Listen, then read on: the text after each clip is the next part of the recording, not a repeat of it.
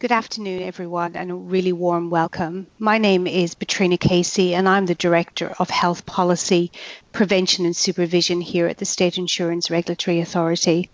I'd like to begin today by acknowledging the traditional custodians of the various lands on which we work today as we're meeting virtually, and the Aboriginal and Torres Strait Islander people participating in this webinar. We pay our respects to elders past, present and emerging, and recognise and celebrate the diversity of Aboriginal peoples and their ongoing cultures and connections to the lands and waters of New South Wales and beyond.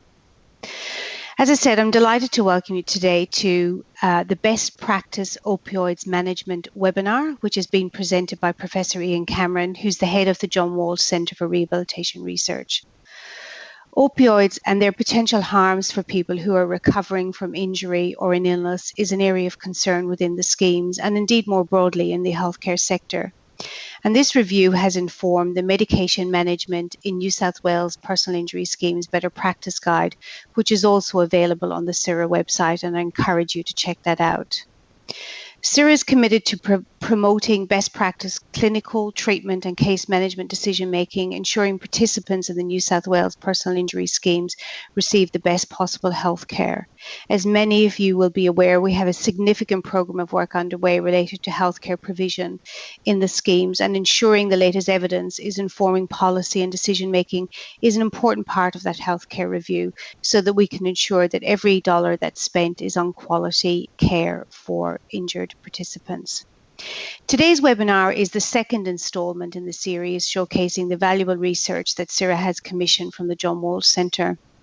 If you missed the August 19 presentation on best practice vocational programs, again, you can check out a link to the recording on the SIRA website.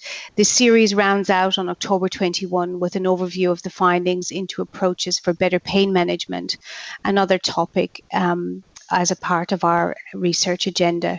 Registrations will open shortly, so keep an eye on the SIRA website. I really hope you enjoyed today's presentation. We do have a question and answer session, so look forward to your participation. I also look forward to our continued engagement, working to improve outcomes for people injured at work or on the roads. Please welcome Professor Ian Cameron. Welcome to this webinar entitled Better Practice Opioid Management, Conclusions from a Rapid Review. My name's Ian Cameron. I work at the John Walsh Centre for Rehabilitation Research. You might be wondering why there's a photo of poppies on the front page. Well, these are actually opium poppies. So opioids have been known for thousands of years, and this poppy is the traditional source of natural opioids. So the background to this presentation is that the State Insurance Regulatory Authority commissioned the John Walsh Centre for Rehabilitation Research to conduct a rapid review on opioid medication use. So first of all, what is a rapid review? They're a form of knowledge synthesis in which components of a systematic review process are simplified to give information in a timely manner. And so for this rapid review, we searched the literature, the Cochrane collaboration and non-Cochrane collaboration for overviews of reviews and systematic reviews. We also looked at national clinical guidelines, and we conducted this during 2019. So let's look at what are opioids. Opioids are divided into two groups. The first group, as I've mentioned, are produced from the opium poppy, and that poppy also gives the illegal opioid of heroin. And there are now man-made opioids, meaning synthesized in a laboratory. And so they're also on the market as medication, and they're also, unfortunately, available on the black market for illicit use. So opioids work on the brain particularly, but the central nervous system a bit more broadly, to slow down nerve signals. And so by doing that, slowing down of the nerve signals, they reduce feelings of pain, and they can also affect brain areas controlling emotion, so it can be a pleasant feeling. These medications or these substances also have effect on other parts of the body, ranging from the digestive system, where they cause constipation, to the respiratory system, where they slow breathing and, in fact, cause death through overdose in that by stopping breathing.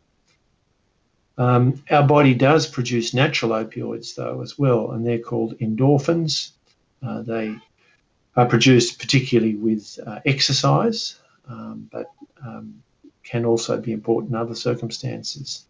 So opioids have had wide use for a long time, and we're going to draw a distinction between acute pain, chronic cancer pain, and chronic non-cancer pain. More about this later. So opioids have a clear and established place for treatment of acute pain and chronic cancer pain, but their role in treatment of chronic non-cancer pain is quite limited. And just I note I've got references throughout the presentation.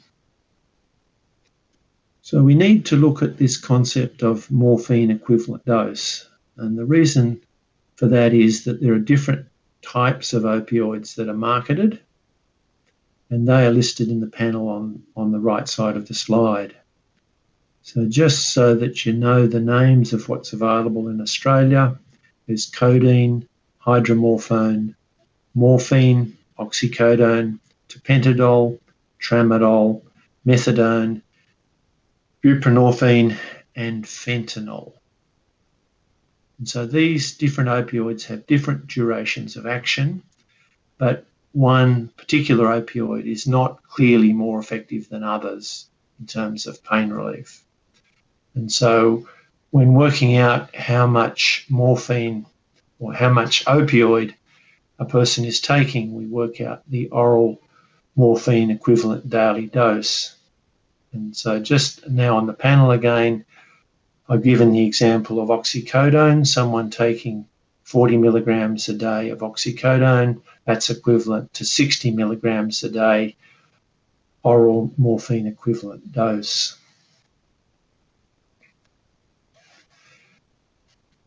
Now, the aim of the rapid review was to identify current evidence relating to the use of opioid medication in the management of pain in a compensable population.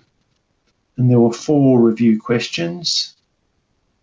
Firstly, are opioids a problem for people injured at work or on the roads in New South Wales? What are the risks and harms of opioid use? What works to reduce harms? And are there differences or interventions that work in other compensable jurisdictions? And so the full rapid review has been published on the SIRA website through the link shown on this slide. So the first question, are opioids a problem for people injured at work or on the roads in New South Wales?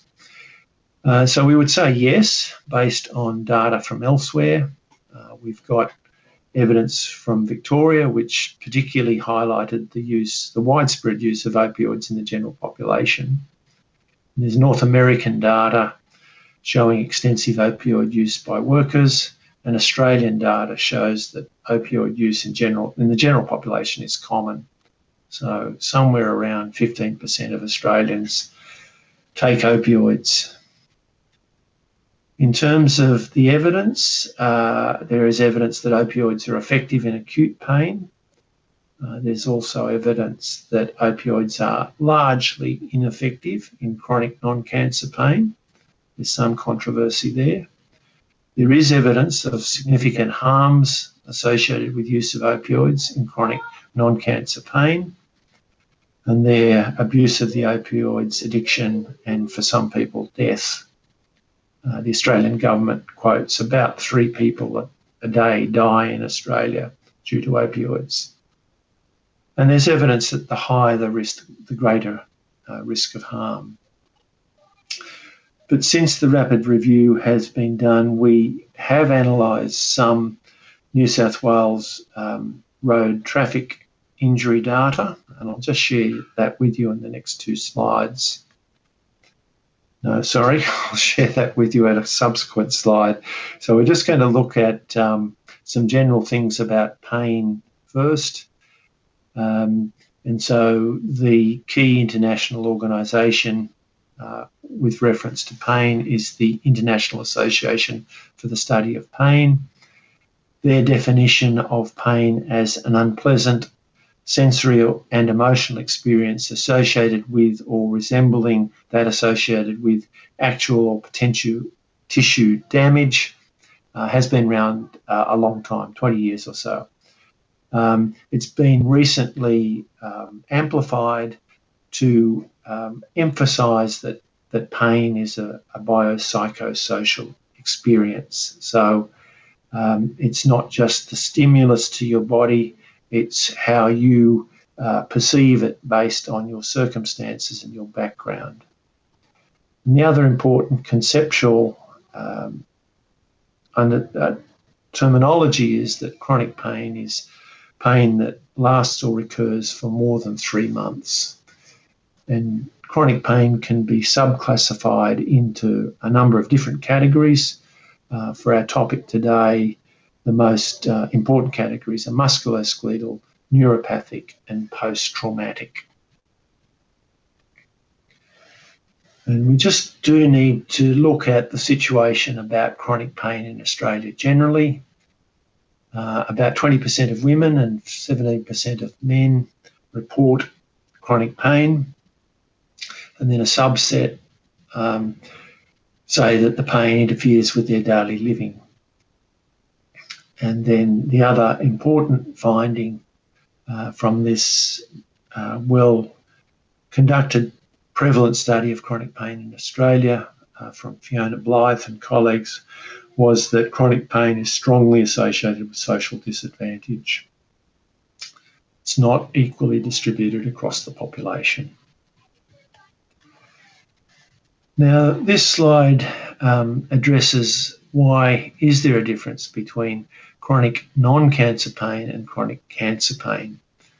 The reason is that there's been a lot of research that has been coordinated through the World Health Organization, and they've had a pain ladder, a so-called pain ladder or pain staircase for cancer pain since the 1980s. And they've looked at systematic reviews of opioid use in cancer pain and shown conclusively that opioids are effective in that cancer situation. So now, why is there a difference between chronic non-cancer pain and chronic cancer pain? There's been controversy for a long time.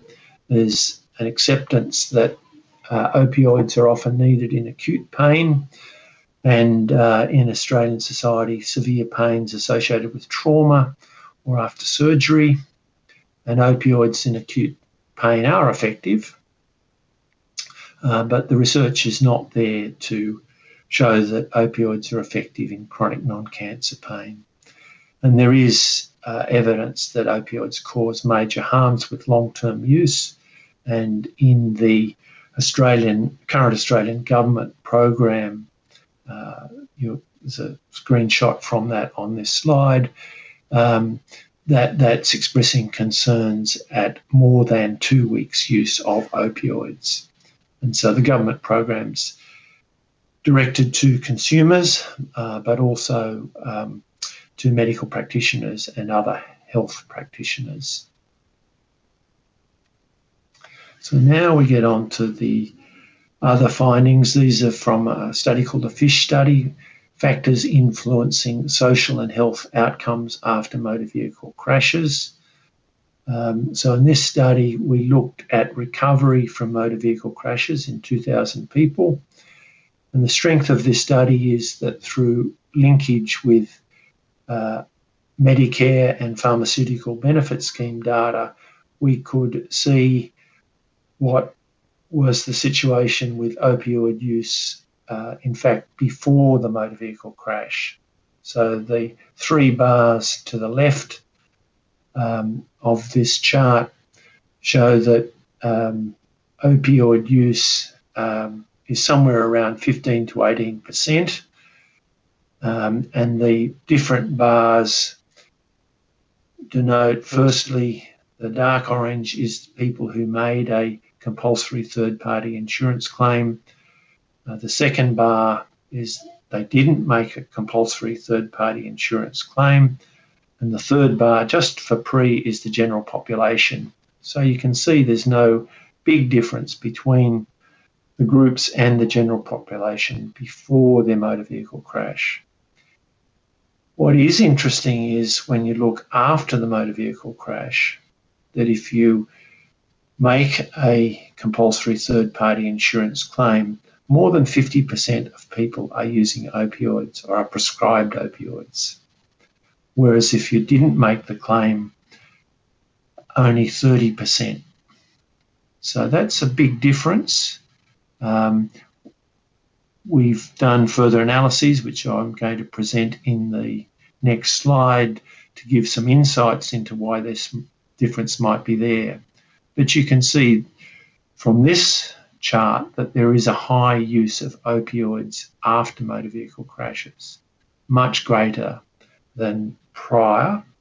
And the other thing I should say about the FISH study, it is for people with mild to moderate injury.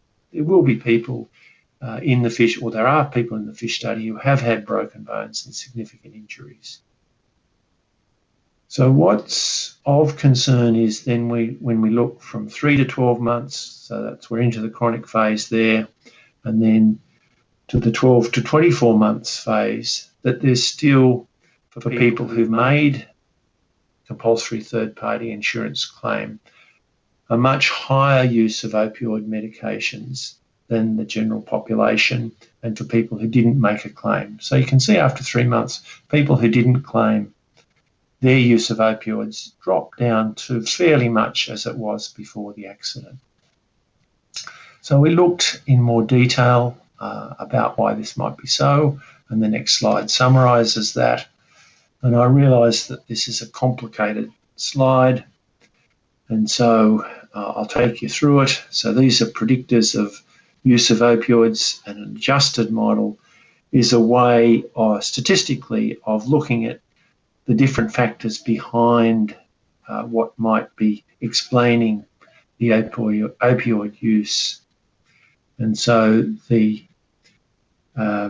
lighter coloured columns, the first lighter coloured column is from 3 to 12 months after the accident, and the second lighter coloured column is 12 to 24 months after the accident. And just going from the top, OR means odds ratio, which is like a risk. So if you've used an opioid medication before the accident, you're much more likely to use it after.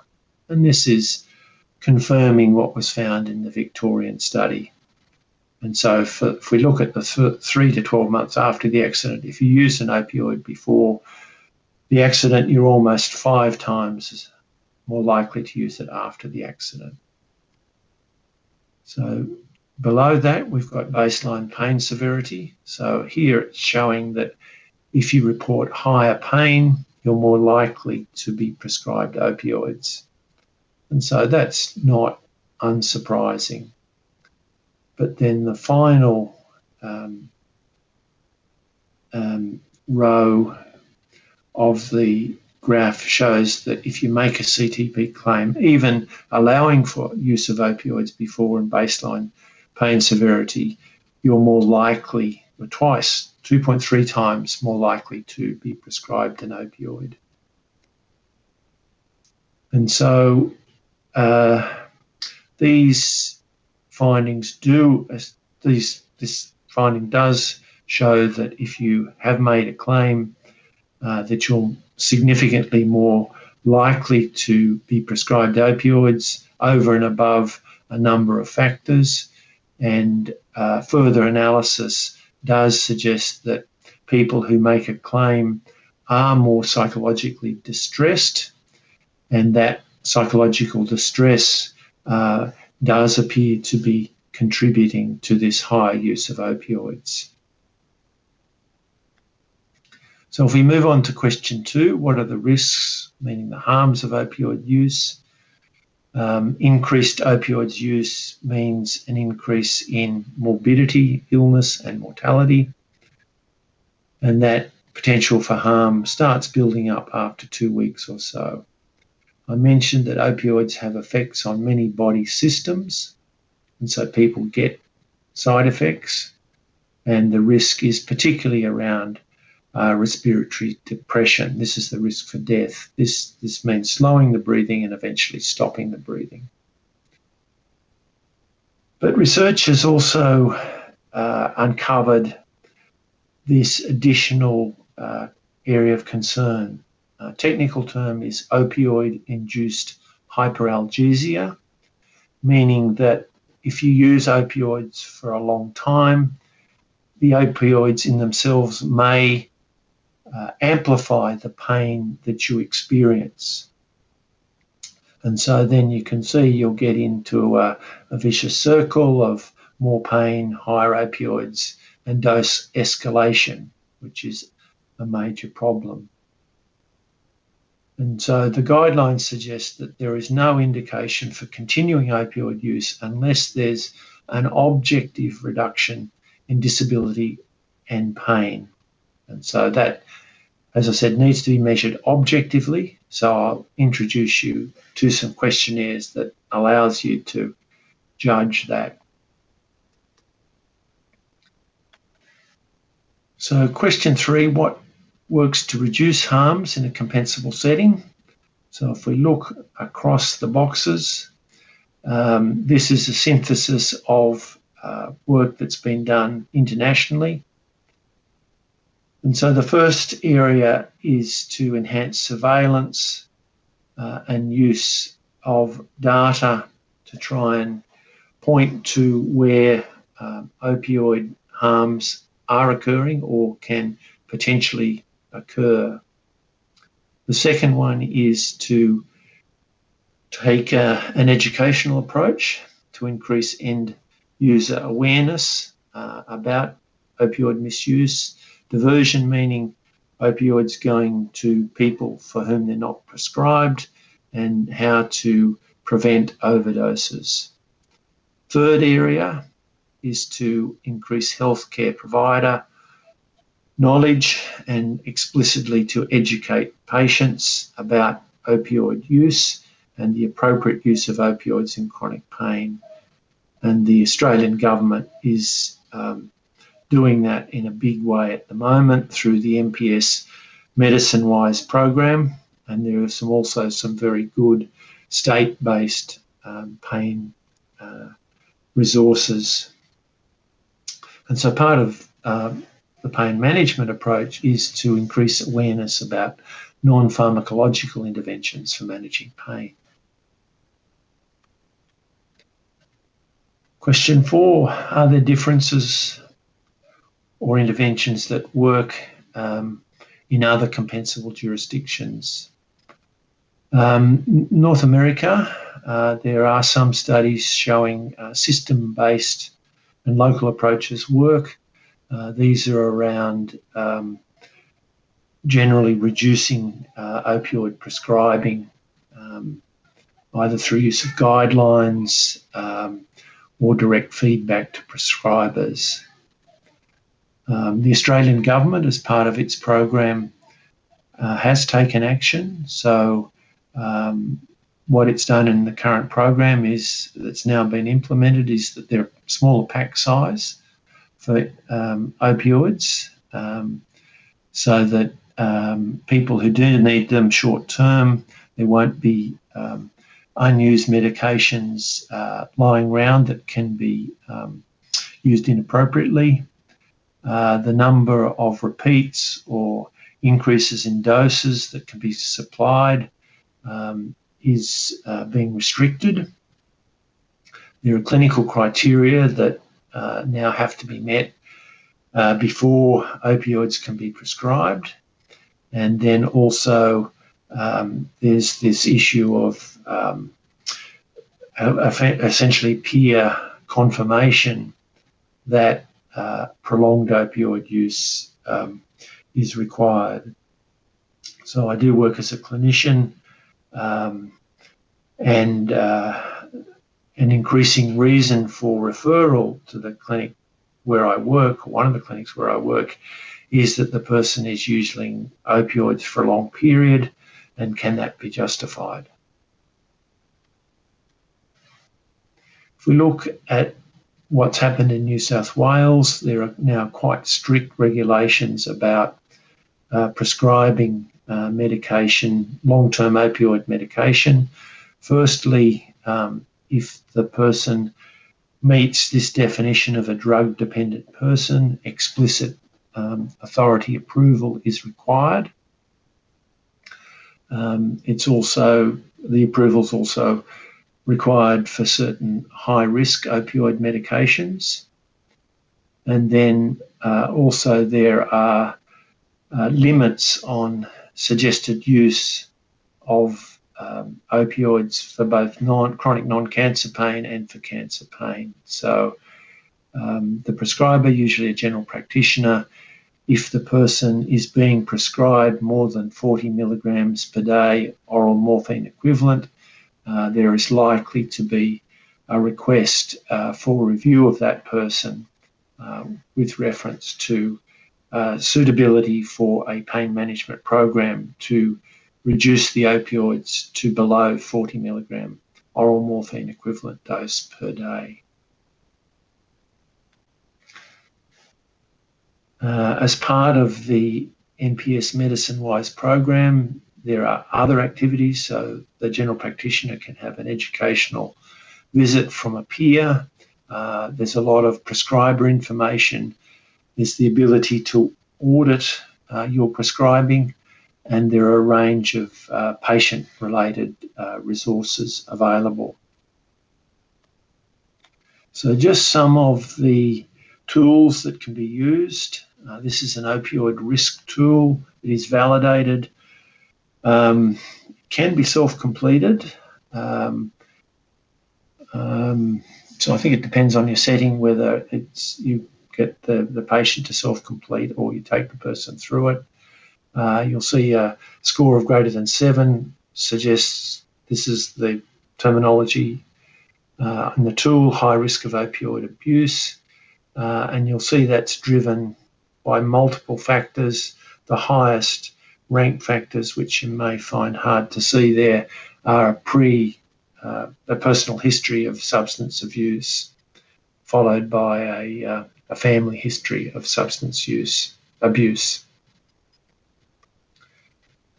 So as I said before, if opioids are to be used, need to see a reduction in disability and pain if possible.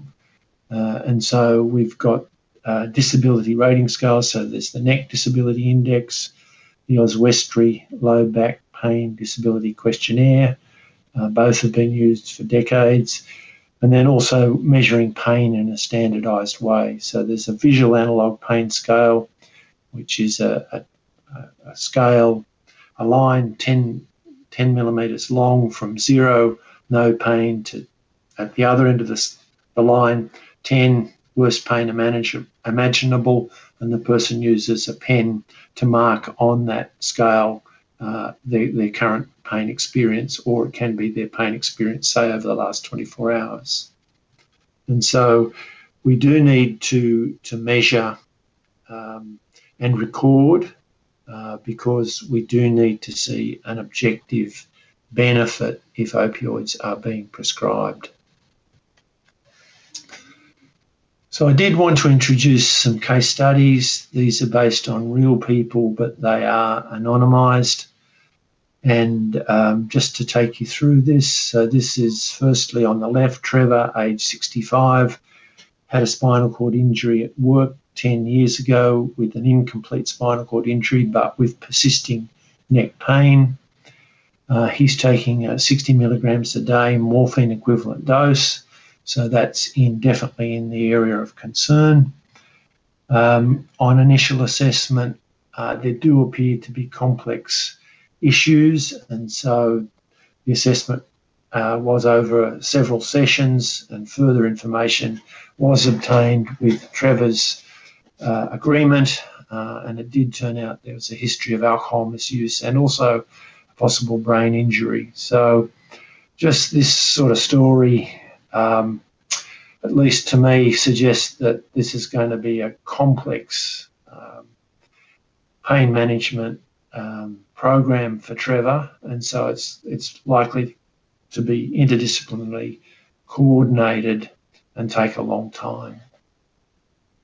Andrew, also in his 60s, he had multiple injuries at work 20 years ago with persistent back pain. He's on the same level of morphine equivalent dose, a level of concern. He's actually quite motivated to try and work on his opioid use.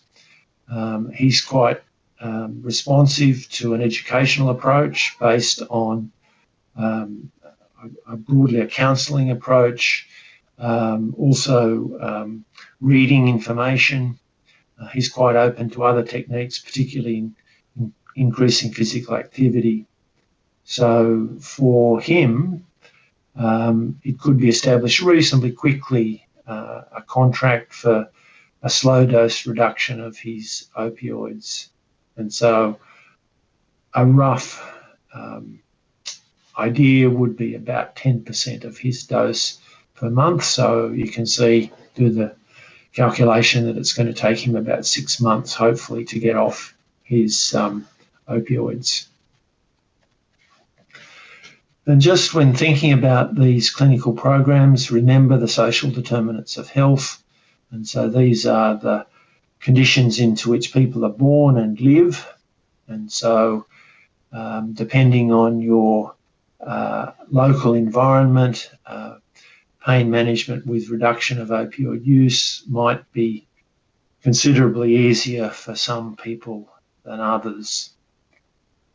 And so that moves on to so-called personal factors. So the factors within you and your belief about being able to control opioid use will be important, and also the support or lack of support you might receive from family, friends and work colleagues is also very important.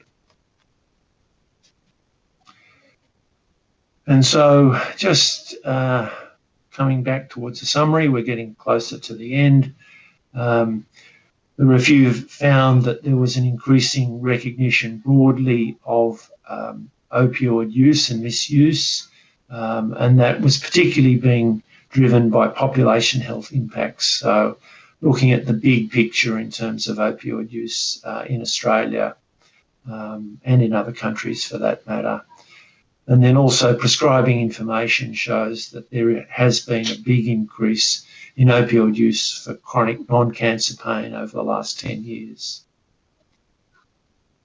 So the review documented that people injured at work on the roads are at significant risk of chronic pain and opioid use.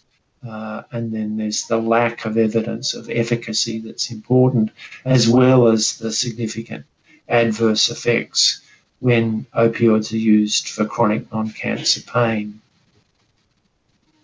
So the take-home messages are: opioid use is common after motor vehicle crashes. About 1 in 3 people overall use opioids. Short-term opioid use is justified in some people with moderate to severe injuries. Say a number of people with broken bones will use opioids, for example. However, not everyone with mild to moderate injury will need opioids. And so if you're in a position as a prescriber, try not to start it. Try to influence people to think about what they can do for pain using methods other than medications. And the types of things might be exercise. This is particularly in the chronic phase: exercise, mindfulness, distraction, cognitive behavioural therapy. An educational approach is also important. So health literacy, that's understanding the health impacts of the issues. Self-efficacy is about trying to help the person feel that they have control of the situation and can control opioid use. And then, trying to help people who are using opioids who have chronic non-cancer pain to slowly reduce the use of these medications. So what's happened? Trevor is a work in progress. So he's participating in a multidisciplinary pain management program. So far, he hasn't reduced opioids. So far, though, he hasn't been back into hospital with opioid-related side effects. So that's something. Andrew, however, was able to slowly reduce opioids. In fact, he ceased opioids after about 9 months. And he found that he felt better with exercise. He recognised that it improved his fitness, and he's continued an exercise program after ceasing opioids. So recommendations for opioid use in compensable populations: don't start opioids in the first place, follow prescribing recommendations if they are used. They're very explicit now. Consider non-pharmacological strategies for pain. Patients should be made aware of the risks of long-term opioid use and the absence of evidence for effectiveness of opioids in chronic pain. I spend a lot of time explaining that. We also need to increase opportunities for treatment options, and make sure people can access them. If the person's in a compensable situation, in fact, they will have greater access to non-medication interventions than someone who's not a compensable setting. And so the full report is available from the SIRA website, and there is also a one-page infographic that summarises the points. And then I'm going to stop there. There's a couple of things before I do stop. There will be another webinar in October that'll be about pain management more broadly, in that I would plan to cover pain management in the situation of chronic non-cancer pain in more details. And then also after I finish, there is the opportunity to ask questions, and so that'll be written questions, and then I'll respond to them for maybe 15 to 20 minutes or so. So thank you, and we'll now have the questions. Good afternoon, everyone. We're now here for the live question and answer session. We've had a number of good questions already, so I'll get on to those. So please type them into the chat box. We'll get through as many as we can in the 20 minutes or slightly less than we've got available. So the first question was about availability of the slides in the presentation. SIRA will be publishing those, and they'll be available through the SIRA website. The next question was about halfway through, there was a slide that used the word surveillance, and what did that mean in this context of opioid use? Surveillance there is meaning taking a public health approach to use of opioids, so monitoring to what extent opioids were being prescribed, were there obvious adverse effects, say through hospital presentations or deaths or coronial data. So it's taking that broad public health approach. It's not surveilling in a investigational sense individual people. The next question was a good one about whether opioid use was more common, say, in lower extremity fractures versus whiplash-associated disorder. In the study we've done, we don't have sufficient data to answer that conclusively. As a clinician, I'd expect that more people with lower extremity fractures will use opioids in the acute phase in the first few weeks. I don't know, though, in the longer term. Now, another question is about opioid prescription by general practitioners. So I do have thoughts about that. I work clinically, and what I'm saying clinically is that general practitioners are under quite a lot of pressure in general, to limit opioid use. And so quite a few people are being referred to me because they've used opioids for some time. And so this is particularly the New South Wales Health Department who are monitoring things. And as I showed in the slides, New South Wales Health Department does have fairly clear, or have very clear guidelines, and so those GPs are increasingly aware of them. So I perceive that there's been a change in GP use. There will, of course, be variability, and so I do recognise that some people are being prescribed opioids inappropriately. Next question I thought would come up is about medicinal cannabis, and this is about opioids today. I'll certainly comment on cannabis in the next webinar, which I think is the 21st of October. So, yep, happy to take that on board for that time. Now, so the next question is from a perspective of a rehabilitation provider. How's a conversation started with a GP to get the GP support to reduce opioid use for an injured worker? That's hard. I guess I think it's most likely to be effective if the worker accepts that trying to reduce opioid use might help them, would be a very good starting position. Other ways might be to work out the oral morphine equivalent dose that the worker was taking, and perhaps make the GP aware of that, because the level of concern would be dependent on the dose. So someone taking over 100 milligrams per day oral morphine equivalent dose causes me great concern, whereas a worker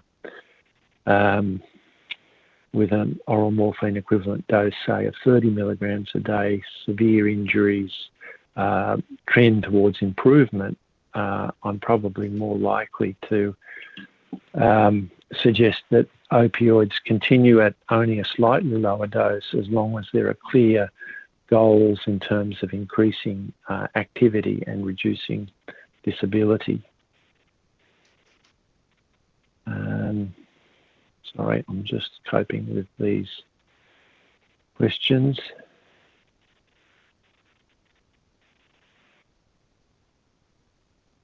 So another question is very similar to the previous one about opioid.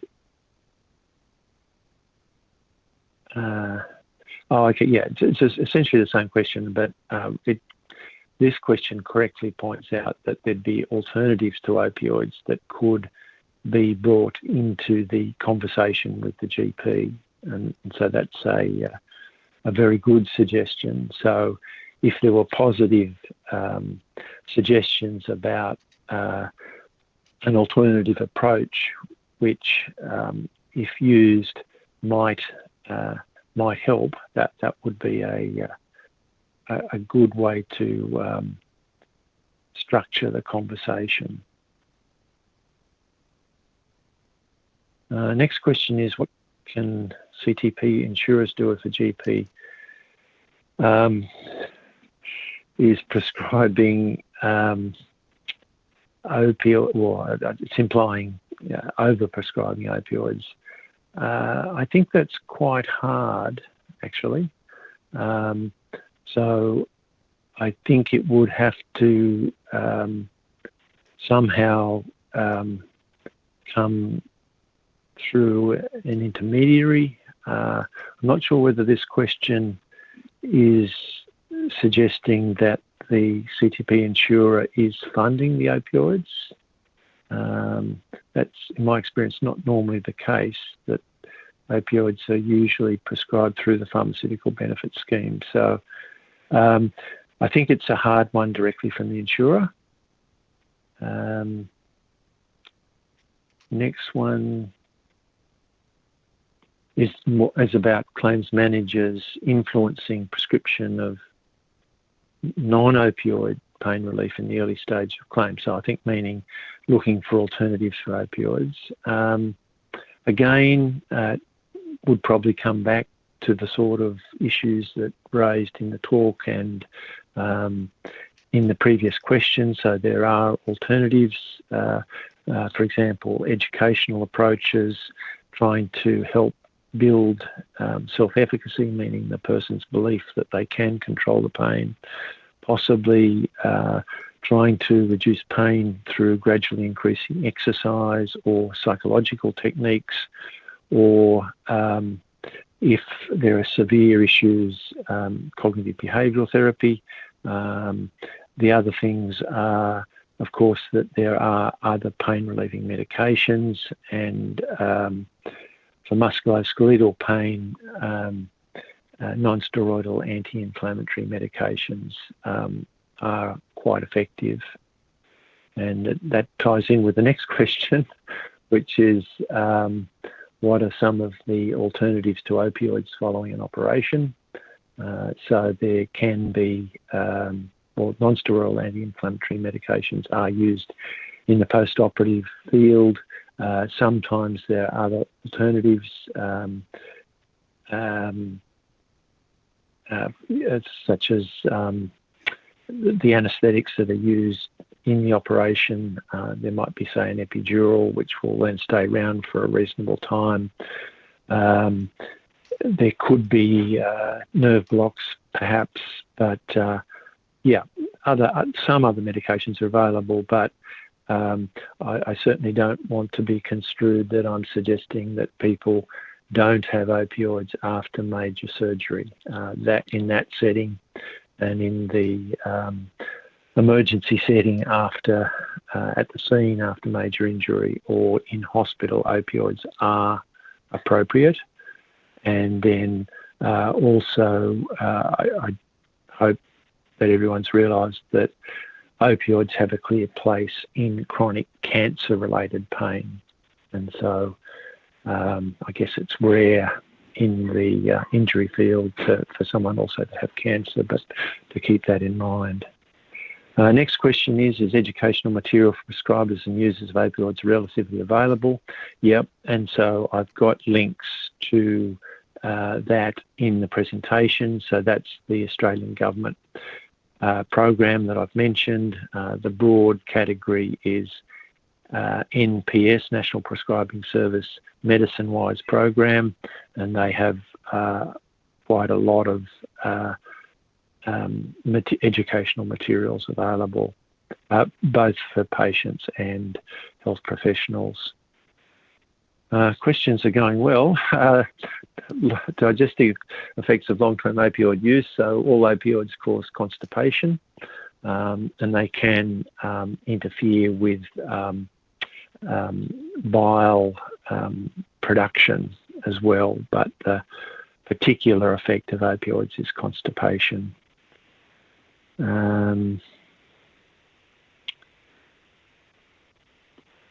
So the next question is about requests for gastroscopy and colonoscopy when long-term non-steroidal anti-inflammatory medications have been prescribed. And the second part, that happens. And I don't think I can easily get into the clinical reasons for that. But as a prescriber of non-steroidals, if someone says they've got upper or lower gastrointestinal problems, I'd stop the non-steroidals. And there are other alternatives. The second part of the question is, other than constipation, do opioids result in any other gastrointestinal tract damage which would warrant gastroenterology review. Theoretically, perhaps related to the liver and biliary tract. That's quite a specialised question, so I'll leave that there. So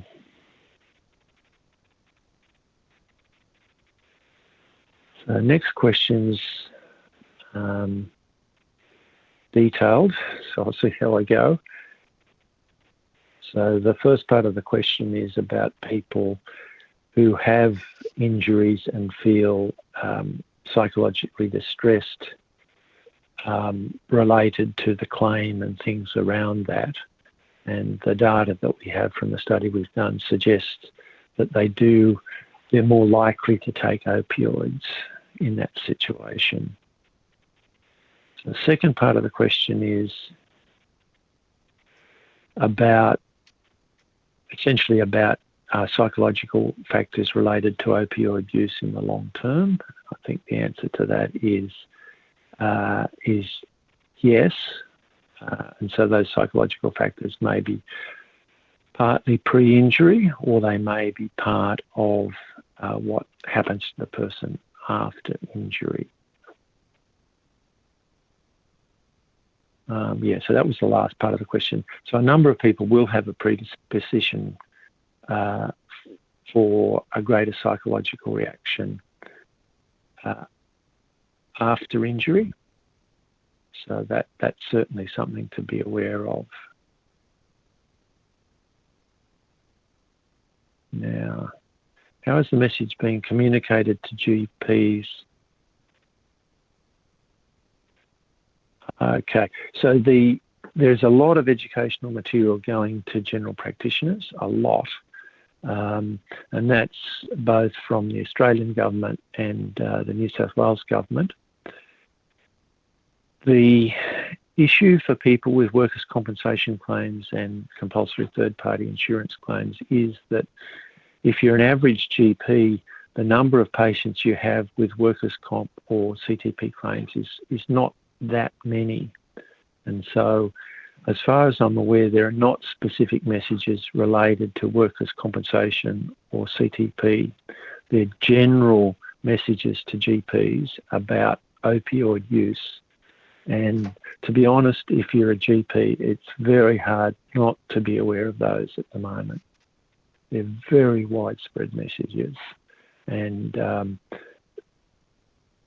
GPs, at least in New South Wales, do get a tap on the shoulder if they are prescribing large amounts of opioids through the pharmaceutical benefit scheme.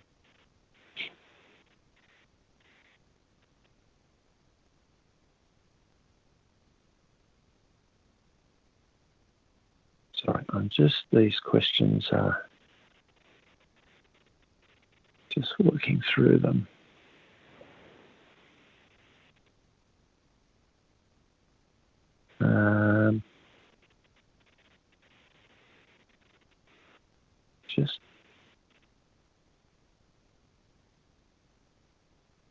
It's hard to see the last question here. I'm just trying to scroll down to it.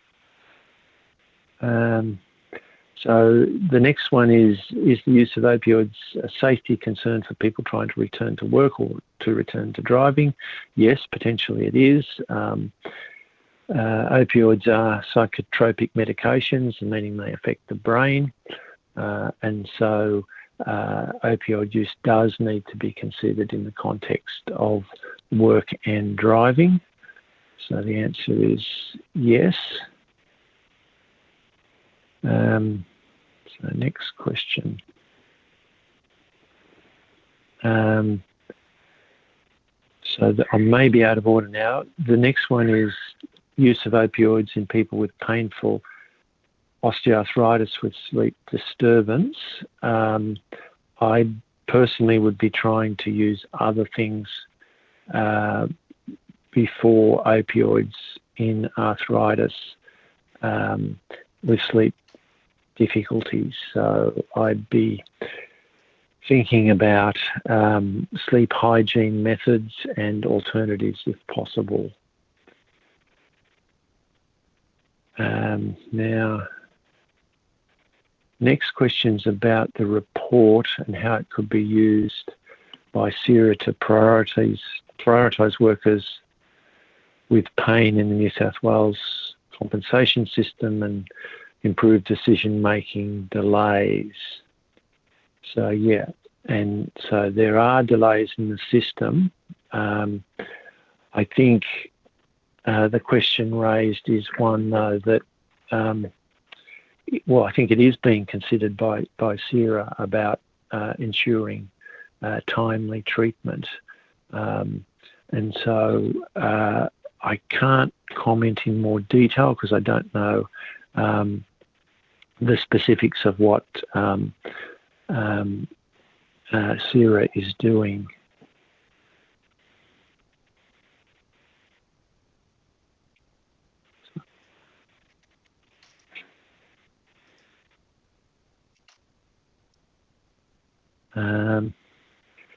So next question is concern about a person on low-dose opioids and other medications, benzodiazepines and muscle relaxants. Well, do have concerns about the use of multiple psychotropic medications. So that's multiple medications affecting the brain. So opioids and benzodiazepines, they're things like Valium. Using them together is generally not recommended if possible. Now, the next question is about a threshold. How do you suggest the threshold of mild or moderate injury be assessed?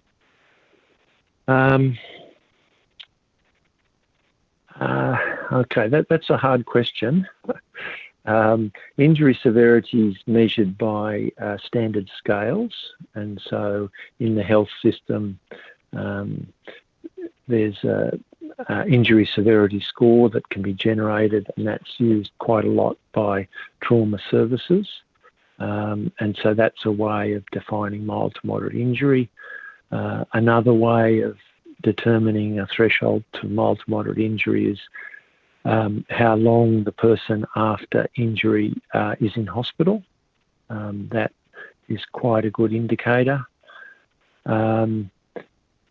So they're the two main ways we'd look at it. So, but I'm not sure whether I'm getting the proper gist of the question. So speak up if need be.